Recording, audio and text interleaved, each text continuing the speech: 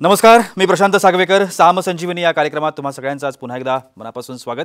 आज आपण चर्चा करतोय कोविड-19 आणि गरोदरपणातील काळजी या विषयावर. आणि यावर मार्गदर्शन करण्यासाठी आज आपल्यासोबत आहेत सुप्रसिद्ध स्त्रीरोग तज्ज्ञ डॉक्टर मंदार रानडे आणि डॉक्टर गुलनाज खान. आपण दोघांचेही स्वागत करूया कार्यक्रमात. दोघांचेही अगदी मनापासून स्वागत.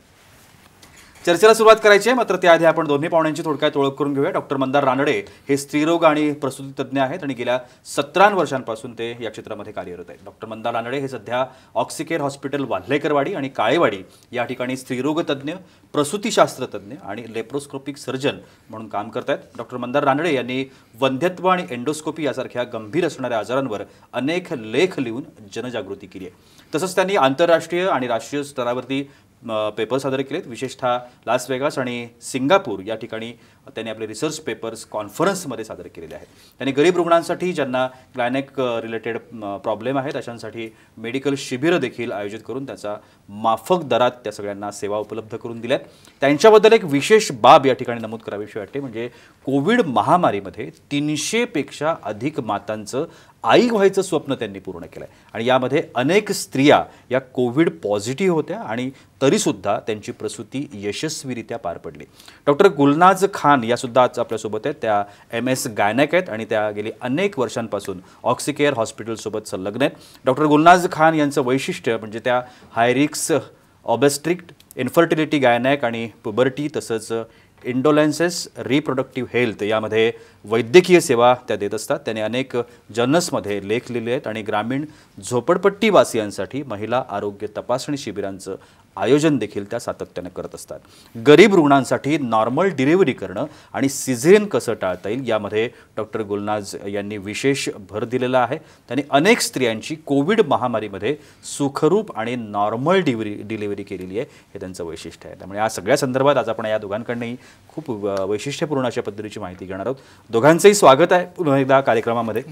सगळ्यात पहिल्यांदा डॉक्टर मंदार, तुम्हाला मला प्रश्न विचारायचा आहे की आपल्या प्रेक्षकांना या कोविडबद्दल काय मार्गदर्शन कराल? खरं तर मुळात हा प्रश्न मी एवढ्यासाठीच विचारतोय की आत्ता गेल्या वर्षभराचा जर आपण विचार केला तर अनेक गैरसमज कोविडबाबतचे आपल्या समोर येतात.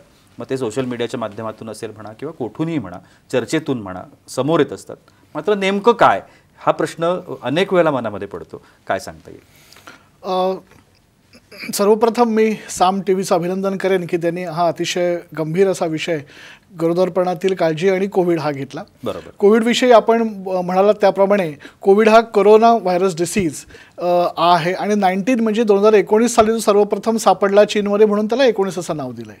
करोनासारखे व्हायरस अनेक वर्षापासून या पृथ्वीतलावर आहेत, परंतु हा जो एक वेगळ्या स्वरूपाचा जो व्हायरस म्युटेट होतो त्यामध्ये त्याला आपण सार्स असं म्हणतो, systemic adult respiratory distress syndrome, ज्याच्यामध्ये वेगाने तो लंग्सचं इन्फेक्शन करतो, रुग्णाला श्वास घ्यायला त्रास होतो आणि त्याच्यानंतर त्याच्यामध्ये मृत्यू देखील झपाट्याने लवकर येऊ शकतो. त्याच्यामुळे या आजाराचं गांभीर्य आणि महत्त्व आहे.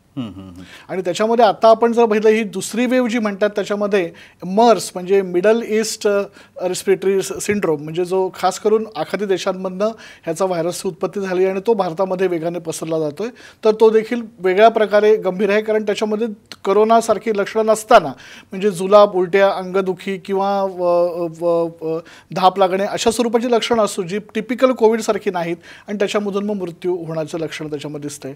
म्हणून हा दुसऱ्या स्वरूपाचा आजार ह्याच्यामध्ये आहे. डॉक्टर मंदार, आत्ता कोविडमध्ये ज्या स्त्रिया प्रेग्नंट आहेत म्हणा, तर त्यांच्या गर्भावरती या कोविडचा काही इफेक्ट होऊ शकतो का? म्हणजे जन्म घेणारं जे बाळ आहे, हे बाळामध्ये काही व्यंग म्हणा किंवा कोणते आजार म्हणा अशा काही समस्या उद्भवू शकतात? काय वाटतं? सर्वप्रथम जो पहिला मी मुद्दा मांडला कोविडबद्दलचा, त्याचंच मी पुढे थोडंसं स्पष्टीकरण करतो की मुळात हा आजार जो आहे तो असा घाबरण्यासारखा नाही आहे, नॉर्मल ताप सर्दीसारखा असतो, परंतु ज्यांची प्रतिकारशक्ती कमी आहे, वृद्ध आहेत, लहान मुलं आहेत आणि गरोदर स्त्रिया यांच्यामध्ये याचं जे काही एक्झास्परेशन आहे किंवा याचं जे होणारे काही जो परिणाम आहेत ते गंभीर असू शकतात. त्यामुळे याच्यामध्ये गरोदर स्त्रियांनी काळजी घेण्याची अत्यंत आवश्यकता आहे.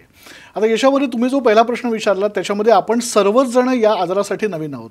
गेले 1-1.5 वर्षापासून याचा डेटा आपल्यासमोर आलेला आहे आणि संपूर्ण जगात जर पाहायला गेलं तर एक पेशंटमध्ये, एक रुग्णामध्ये ज्याच्यामध्ये गर्भावस्थेचा परिणाम झाला दिसतो, तो सुद्धा अजूनही हे सिद्ध झालेलं नाही आहे की तो गर्भावस्थेमध्ये कोरोनामुळे झाला का डिलिव्हरी झाल्यानंतर ते बाळ त्या आईच्या जवळ राहिल्यामुळे त्याला कोरोना झाला. त्याच्यामुळे कोरोना हा त्याच्यामुळे ट्रान्समिट होतो अशा प्रकारचं म्हणायला अजूनही सायंटिफिक दृष्टिकोनातून काही डेटा नाही आहे. त्यामुळे आता आपलं असं म्हणता येईल की कोरोना या व्हायरसचा गर्भावर तसा कोणताही परिणाम होत नाही. नव्हे, कोरोना झालेला असल्यास तो गर्भ काढून टाकावा, ॲबॉर्शन करावं अशा प्रकारचे देखील कोणतेही निर्देश WHO, आमची AICOG म्हणजे गायनेक लोकांची संघटना किंवा ICMR या कोणीही अशा प्रकारे निर्देश दिलेले नाही आहेत. आणि कोरोनामध्ये डिलिव्हरी झालेली बाळं ही सुखरूपपणे आता व्यवस्थित त्यांची विदाऊट एनी व्यंग आहेत.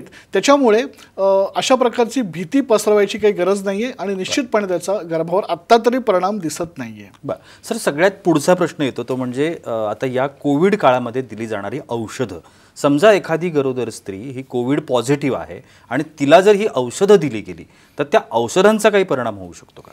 हाही अतिशय तुम्ही चांगला प्रश्न विचारला. कारण याच्यापूर्वी जर आपण व्हायरल डिसीज बघितले, साधारणतः HIV असेल, हिपॅटायटिस असेल किंवा काही देशांमध्ये येणारा एबोला व्हायरस असेल किंवा आपल्याकडे येणारे काही स्वाईन फ्लू 2012मध्ये आला होता त्या प्रकारचे काही डिसीज, या सर्वांमध्ये जी काही अँटीव्हायरल औषधं होती किंवा नागिनसारखा हर्पेससारखा असेल तो सुद्धा या सर्वांमध्ये आपण जी अँटीव्हायरल औषधं वापरली ती अतिशय निर्धोकपणे सेफली आपण प्रेग्नन्सीमध्ये वापरू शकतो. त्यामुळे हे सुदैव असं आहे की कोरोना पॉझिटिव्ह स्त्रियांमध्ये आपण जी गरोदर स्त्रियांमध्ये जी औषधं आता वापरतो अँटीव्हायरल, त्यांचा देखील गर्भावर किंवा त्या स्त्रीवर कोणताही अनिष्ट परिणाम होताना दिसत नाही आहे. ही अतिशय चांगल्या प्रकारची गोष्ट आहे. त्याच्यामुळे आपल्याला चांगल्या प्रकाराने कोरोना गरोदर स्त्रियांना आपण ट्रीट करू शकतोय.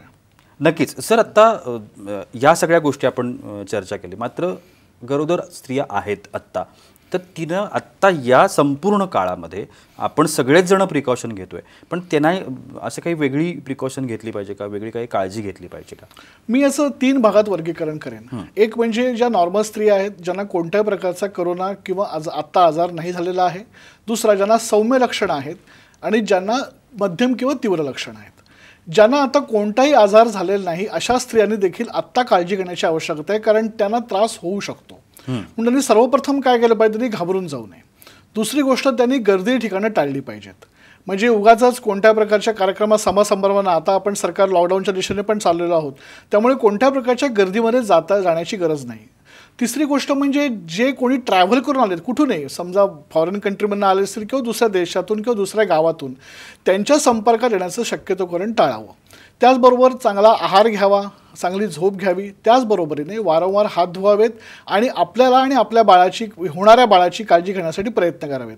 त्याच्यामध्ये सौम्य आहार, अतिशय चांगली झोप आणि ज्या वेळोवेळी तपासण्या ज्या सांगितलेल्या आहेत, सोनोग्राफी असतील किंवा ज्यावेळेला वारंवार आपल्या स्त्रोतांकडे जायचं असेल ते जाणं हे अतिशय त्यांनी काळजीपूर्वक पूर्ण करावं. त्यासाठी सुद्धा सोशल डिस्टन्सिंग, फिजिकल डिस्टन्सिंग पाळावं आणि तिथून आल्यानंतर सुद्धा आपली स्वतःची काळजी घ्यावी. हात धुणे, सॅनिटायझेशन, मास्क हे सर्व, कारण या जागासुद्धा सोनोग्राफी सेंटर, स्त्रीरोग प्रसूतीतंत्राचा दवाखाना या जागासुद्धा तुम्हाला कोरोनाचं कॉन्टॅमिनेशन होण्यासाठी एक प्रकारे असू शकतात. ज्यांना सौम्य लक्षणं आहेत त्यांनी स्वतःला गृहविलगीकरण, ज्याला आपण होम क्वारंटाईन असं म्हणतो, त्यांनी स्वतःला वेगळं केलं पाहिजे. याचं कारण असं की त्यांच्यापासून इतरांना होऊ शकतो आणि त्यांनी त्यांची काळजी किंवा रेस्ट घेण्यासाठी त्यांनी एका जागी व्यवस्थित थांबलं पाहिजे. त्याचबरोबर गृहविलगीकरणामध्ये आपण जी काही गोळ्या देतो, समजा व्हिटॅमिन C असेल किंवा झिंक असेल, ह्या त्यांनी प्रॉपरली घेतल्या पाहिजेत. आणि त्याच वेळेला जर कोणत्याही प्रकारचं वेगळं लक्षण आढळलं तर त्यावेळेला त्यांनी डॉक्टरला संपर्क केला पाहिजे. त्यावेळेला घरगुती उपचार केले किंवा घरी सांगितलं, वाट बघितली असं करता कामा नये. याचं कारण असं की कोरोना काळामध्ये या सगळ्यामध्ये जेवढ्या कमी वेळात तुम्ही डॉक्टरांपर्यंत पोहोचाल ते आवश्यक आहे, कारण त्याचा परिणाम तुमच्या गर्भावर किंवा इतर गोष्टींवर, डिलिव्हरीवर होऊ नये. बाळाचे ठोके कमी होणं किंवा बाळाला तुमच्यापासून इन्फेक्शन होणं हे होऊ नये, म्हणून तुम्ही त्वरित त्याच्यावर ट्रीटमेंट घेणं आवश्यक आहे. आणि आणि ज्यांना अतिगंभीर स्वरूपाची किंवा मध्यम लक्षणं आहेत त्यांच्यासाठी मात्र हॉस्पिटलाइज होणं, ज्या प्रकारे आपण सांगितलं ऑक्सिकेअर हॉस्पिटलच्या माध्यमातून आम्ही अतिशय चांगल्या प्रकारे गेल्या वर्षभरामध्ये ट्रीटमेंट करतो आहोत कोरोना पेशंट रुग्णांची देखील, तर हॉस्पिटलमध्ये त्वरित येणं, संपर्क साधणं आणि त्याच्यावर तिथलं ऑक्सिजन असेल किंवा अन्य काही जी ट्रीटमेंट असेल, पुढचे एक्सरे असतील, हे सगळं करण्याची पण अत्यंत आवश्यकता आहे. त्यामुळे या 3 वर्गीकरणातून आपण काळजी घेणं आवश्यक आहे. एक्सरे करताना आम्ही त्याला शील्ड वापरतो जेणेकरून एक्सरेचा परिणाम गर्भावर होऊ नये. ही सर्व काळजी आपण हॉस्पिटलमध्ये घेतो. त्यामुळे आपण पुन्हा म्हटल्याप्रमाणे ज्यांना काही लक्षणं नाहीत त्यांनी पुन्हा त्यांना होऊ नये म्हणून, सौम्य लक्षणं आहेत त्यांनी विलगीकरण करून, आणि त्याचबरोबर ज्यांना अतितीव्र किंवा मध्यम लक्षणं आहेत त्यांनी त्वरित हॉस्पिटलाइज होणं हे अत्यंत आवश्यक आहे. आणि सर्वात महत्त्वाचं म्हणजे त्या रुग्णाची किंवा त्या कोविड गरोदर मातेची काळजी घेणाऱ्या लोकांनी देखील स्वतःची काळजी घेतली पाहिजे, कारण त्यांच्यापासून त्यांना होऊ नये. म्हणून ज्यावेळेला हे ट्रान्सपोर्ट करणार आहेत, हॉस्पिटलला जाणार आहेत, तेव्हा त्यांनी स्वतः देखील PPE किट, मास्क, सॅनिटायझेशन हे देखील वापरणं आवश्यक आहे. कारण जर त्या स्त्रीची ते काळजी घेणार त्यांनी स्वतः आत्ता निरोगी राहणं हे अत्यंत आवश्यक आहे असं मी या ठिकाणी सांगू शकतो.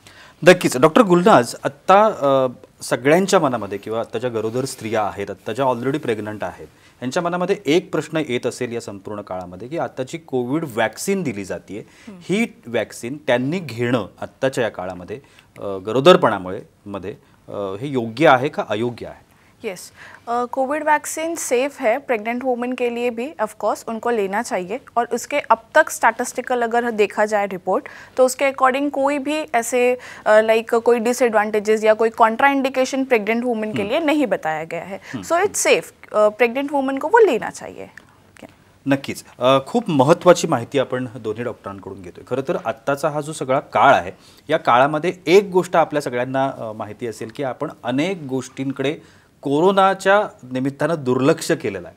मग ते आजार असतील म्हणा किंवा आपल्या बाकीच्या गोष्टी असतील म्हणा, काळजी असतील म्हणा, तसं करायला नको आहे. या संपूर्ण काळामध्ये या ज्या काही सगळ्या इतर गोष्टी आहेत, विशेषतः खूप महत्त्वाचा विषय आजचा की आत्ता ज्या गरोदर स्त्रिया आहेत, प्रेग्नंट स्त्रिया आहेत, त्यांच्यासमोर खूप मोठे प्रश्न असतील की नेमकं करावं काय. कारण इतर वेळेला आपण जे अगदी बिनधास्तपणे करू शकतो तो बिनधास्तपणा आत्ता नाही आहे आणि त्याकरता योग्य मार्गदर्शनाची खूप आवश्यकता आहे. ऑक्सिकेअर हॉस्पिटलच्या माध्यमातून डॉक्टर मंदार रानडे असतील, डॉक्टर गुलनाज खान असतील, हे सगळेजण लोकांसाठी प्रयत्न करत आहेत. आत्ताच मी इंट्रोडक्शनमध्ये वाचलं की जवळजवळ 300 मातांना त्यांनी सुखरूपरित्या मातृत्व प्रदान केलं या संपूर्ण काळामध्ये. ही खूप वाखाणण्यासारखी गोष्ट आहे. त्यामुळे या सगळ्या माहितीकरता म्हणून, मार्गदर्शनाकरता म्हणून तुम्ही डॉक्टर मंदार रानडे आणि डॉक्टर गुलनाज यांना निश्चित संपर्क करू शकता. आत्ता स्क्रीनवरती त्यांचे नंबर सुरू आहेत. अजूनही खूप सारे प्रश्न आहेत मनामध्ये, ते दोघांनाही विचारायचे आहेत, पण तुर्तास वेळ होते एका छोट्याशा विश्रांतीची. कुठेही जाऊ नका, पाहत रहा साम संजीवनी.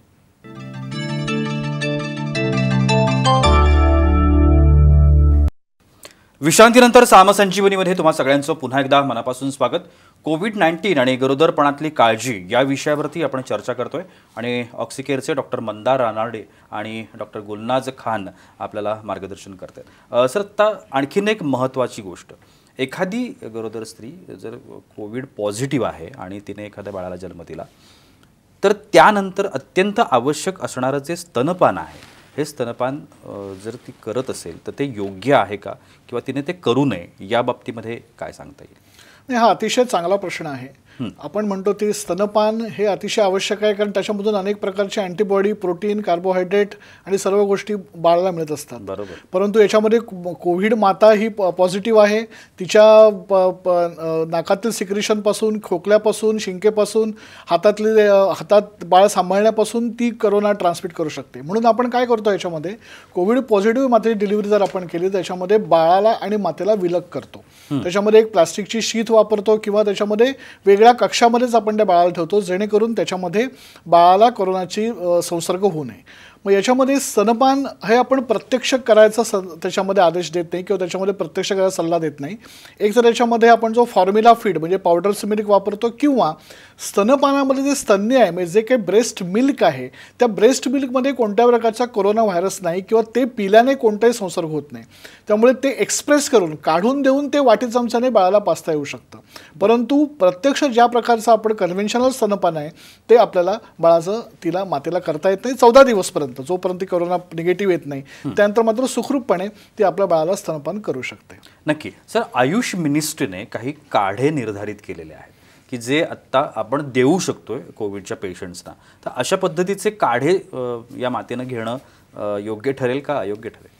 आयुष मिनिस्टरने काही निर्धारित गाईडलाईन्स दिल्या आणि गेल्या वर्षी त्याचा प्रिव्हेन्शनमध्ये अतिशय चांगला फायदा झाला. म्हणजे हा रोग प्रिव्हेंट करणं, प्रतिकार त्याचा होऊ नये म्हणून त्याचं आपण चांगल्या प्रकारे वापर केला.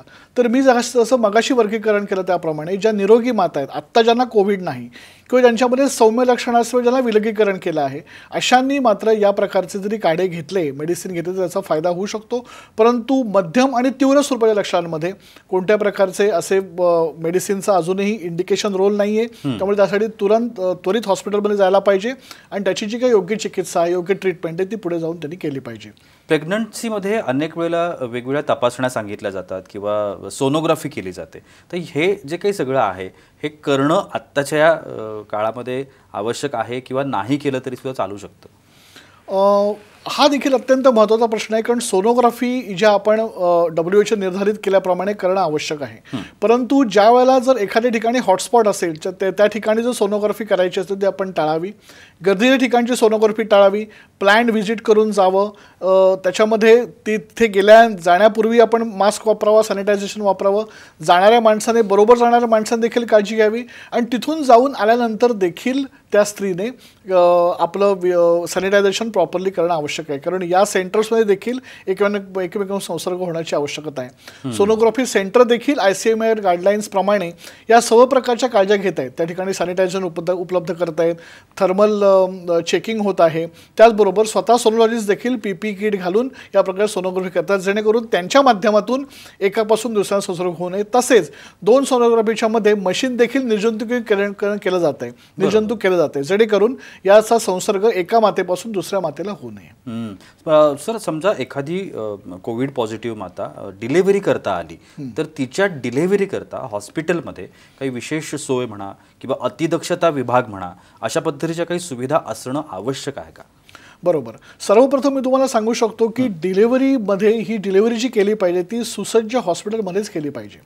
ज्यासाठी समजा कोविड रुग्णाची डिलिव्हरी तुम्ही जर एखाद्या सामान्य रुग्णालयात करताय, ज्या ठिकाणी रुग्णासाठी मातेसाठी व्यवस्था नाही आहे, भुलीची व्यवस्था नाही किंवा नंतर बाळासाठी अतिदक्षता विभाग नाही, तर त्या ठिकाणी शक्यतो करून या लोकांनी नाव नोंदवू नये किंवा त्या ठिकाणी जाऊ नये. कोविड रुग्ण या इम्युनिटी कमी असल्यामुळे गरोदर माता ही केव्हाही क्रिटिकल होऊ शकते आणि त्यासाठी त्याला व्हेंटिलेटर किंवा ऑक्सिजनची व्यवस्था असणं अत्यंत आवश्यक आहे. सुदैवाने भुलीचा जो स्पायनल नावाचा प्रकार आहे किंवा एपिड्युरल नावाचा प्रकार आहे त्याच्यामध्ये कोणत्या प्रकारचे एरोसॉल तयार होत नाहीत. आपण म्हणतो एरोसॉल म्हणजे तोंडावाटे येणारे, श्वासावाटे येणारे कण ज्याच्यामधून करोना होऊ शकतो. तर GA म्हणजे जनरल ॲनेस्थेशिया आपण जेव्हा देतो तेव्हा तशा प्रकारचे एरोसॉल तयार होऊ शकतात. त्यामुळे त्याच्या माध्यमातून हे आजार इतरांना पसरणार नाहीत, परंतु स्पायनल दिल्यामुळे तो सेफ आहे आणि स्पायनल किंवा एपिड्युरल आपण देऊ शकतो. परंतु डिलिव्हरीमध्ये मात्र जास्त वेळ थांबण्याची गरज नाही, कारण त्याच्यामध्ये या संसर्गाच्या कालखंडामध्ये तिला जी ऑक्सिजनची गरज आहे ती काळ देताना अतिशय वाढते आणि त्याच्यामुळे त्या ठिकाणी दुष्परिणाम होऊ शकतो. लवकरात लवकर डिलिव्हरी करायला पाहिजे. मी असं म्हणत नाही की सिझेरियन सेक्शनच केलं पाहिजे, CS केलं पाहिजे असं म्हणत नाही, परंतु डिलिव्हरी मात्र योग्य ठिकाणी लवकर आणि त्वरित केली पाहिजे. त्यासाठी घरी कळा घेणे किंवा घरी उपचार करणे, कॉफी पिणे किंवा इतर प्रकारचे काही घरगुती उपचार चालू असतात ते न करता त्वरित सुसज्ज हॉस्पिटलमध्ये जाण्याची अत्यंत आवश्यकता आहे. नक्कीच. डॉक्टर गुलनाज, बाहेरचे पदार्थ जे आहेत ते आपण माहिती आहे की आवड असते खाण्याची, पण हे पदार्थ आता या संपूर्ण काळामध्ये खाणं योग्य आहे का?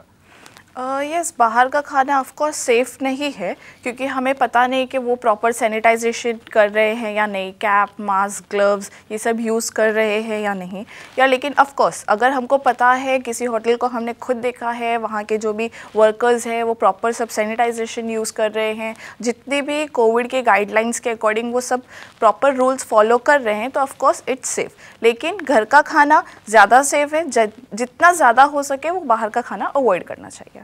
नक्कीच सर, आपण कार्यक्रमाच्या अगदी अंतिम टप्प्यामध्ये आहोत. जाता जाता आपण आमच्या प्रेक्षकांना काय मार्गदर्शन कराल, काय सल्ला द्याल? मी असं म्हणेन की गरोदर स्त्रियांमध्ये होणारा जो काही करोना आहे किंवा गरोदर स्त्रियांमध्ये आत्ता घ्यायची काळजी आहे ती अत्यंत आवश्यक आहे. त्यांच्या कुटुंबाने चांगली काळजी त्यांची घेतली पाहिजे. नेहमीपेक्षा जरा जास्तच काळजी घेतली पाहिजे. सॅनिटायझेशन, कॅप, मास्क आणि सॅनिटायझेशन आणि PPE किट इत्यादी हे सगळं आपल्याला सांगितलंच मी. त्याचबरोबर घाबरून जाऊ नये. मानसिक स्वास्थ्य ठेवावं, कारण अनेक वेळेला घाबरल्यामुळे अनेक पेशंट ॲडमिट होतात असं आमच्या लक्षात आलं आहे. आणि कोणत्याही प्रकारची सामान्य जरी एखादं काही कंप्लेंट असेल तर त्यांनी आपल्या डॉक्टरांना, तज्ज्ञ स्त्रीरोग तज्ज्ञांना त्या ठिकाणी संपर्क साधावा. व्हिडिओ कॉल असेल किंवा झूम असेल किंवा फोन कॉल असेल, परंतु कोणतीही लक्षणं अंगावर काढू नयेत, कारण याच्यामध्ये करोना काळात ही लक्षणं गंभीर होऊ शकतात आणि त्या स्त्रीला किंवा त्या बाळाला त्याच्यापासून धोका होऊ शकतो. ऑक्सिकेअर हॉस्पिटलच्या माध्यमातून आम्ही सरांनी सांगितल्याप्रमाणे 300 डिलिव्हरी केल्यात, अजूनही करण्याची आमची त्याच्यामध्ये व्यवस्था आहे. सर्व सुसज्ज व्हेंटिलेटर आणि सगळ्या सुविधा आहेत. NICU देखील आहे. आमचे डॉक्टर कपिल जाधव त्या ठिकाणी काम करत आहेत. तर या माध्यमातून एक टीम आहे, अशा ठिकाणी डिलिव्हरी करावी अशा प्रकारचं आवाहन मी या ठिकाणी आपल्या माध्यमातून सर्वांना करेन. निश्चितपणे खूप छान अशी माहिती आणि खूप छान असं मार्गदर्शन दोन्ही डॉक्टरांनी आज आपल्याला केलेलं आहे. त्याच्यामुळे या सगळ्या गोष्टींची काळजी घ्या. कुठल्याही गोष्टीला घाबरून जाण्याची आवश्यकता नाही. आणि जर अशा पद्धतीचं काही असेल, समस्या असतील, अडचणी असतील, तर तुम्ही ऑक्सिकेअर हॉस्पिटलला डॉक्टर मंदार रानडे यांना किंवा डॉक्टर गुलनाज खान यांना तुम्ही कधीही संपर्क करू शकता. तुम्हा दोघांचेही खूप खूप आभार. वेळात वेळ काढून तुम्ही आमच्या स्टुडिओमध्ये आलात आणि एवढी छान माहिती तुम्ही आमच्या प्रेक्षकांना दिलीत, त्यासाठी अगदी मनापासून आभार. धन्यवाद. आणि याबरोबरच वेळ होते इथेच थांबण्याची. कुठेही जाऊ नका, पाहत रहा साम TV.